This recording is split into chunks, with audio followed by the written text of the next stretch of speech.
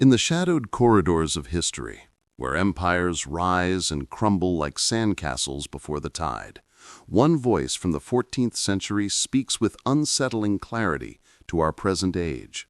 His name is Ibn Khaldun, a thinker whose mind pierced through the veil of time, who mapped the life cycles of civilizations with an elegance that rivals any modern sociologist, yet whose insights were forged not in libraries, but in the crucible of exile, betrayal, and war.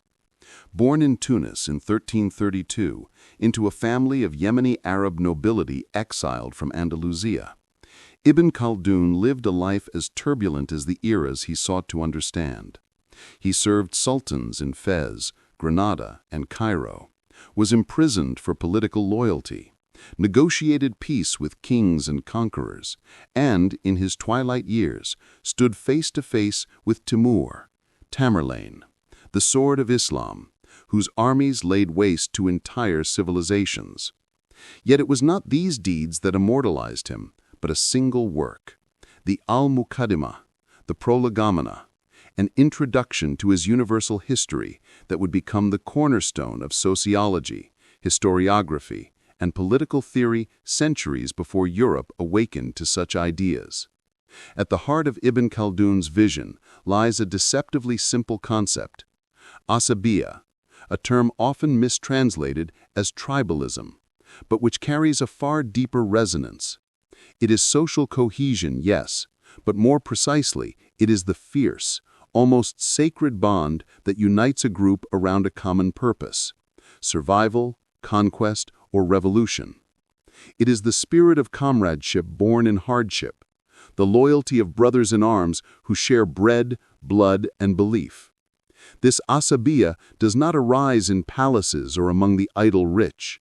It is forged in the margins, in deserts, mountains, and frontier towns, where people must rely on one another to endure. Ibn Khaldun observed that all great states follow a 5-stage cycle over roughly 120 years, 5 generations, each marked by the waxing and waning of this vital force. The first stage is rise. A band of equals, bound by kinship or shared struggle, emerges under a leader who is first among equals. Think of Lenin's Bolsheviks or Genghis Khan uniting the Mongol tribes. Their strength lies not in wealth or weapons, but in unity, sacrifice, and moral fervor. They are lean, hungry, and driven by a cause greater than themselves. In the second stage comes consolidation. The leader, once a comrade, becomes a sovereign. He subdues rivals, centralizes power, and builds an imperial structure.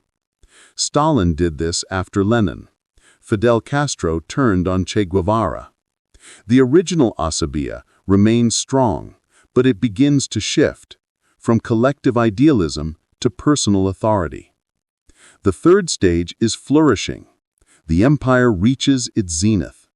Laws replace force, prosperity blooms, and culture thrives. This is the era of enlightened absolutism, of Khrushchev's corn campaigns and space dreams, of Peter the Great's reforms, or the Abbasid Caliphate at its height. The state is powerful, orderly, and admired. But beneath the surface, the fire dims. The founders are gone. Newcomers no longer earn their place through struggle, and merit gives way to privilege. Then comes the fourth stage, stagnation, what Ibn Khaldun called the golden autumn. Power is no longer seized, it is inherited. The rulers feast while the people grow weary. There is peace, yes, but a peace born of exhaustion, not strength. Ambition fades. No one seeks new frontiers. The only desire is to preserve what exists. In Russia, this was Brezhnev's era, the time of stagnation, when ideology became ritual and progress stalled. Finally, the fifth stage, decay. The asabiyya evaporates. The state is hollowed out, sustained only by mercenaries, propaganda, and fear. The ruling class, now composed of the unworthy grandsons of heroes, cares only for comfort. They drink, they squander, they demand loyalty without offering inspiration. And when crisis comes, as it always does, they have neither the will nor the wisdom to respond.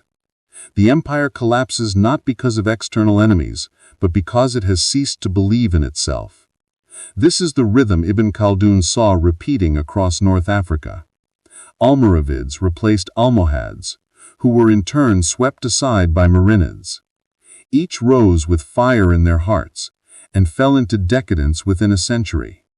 The cause? Human nature. Man, Ibn Khaldun wrote, is inherently lazy and pleasure-seeking. Once security is achieved, effort dies. The dream of paradise, whether Islamic gardens, Christian heaven, or Soviet communism, is always the same.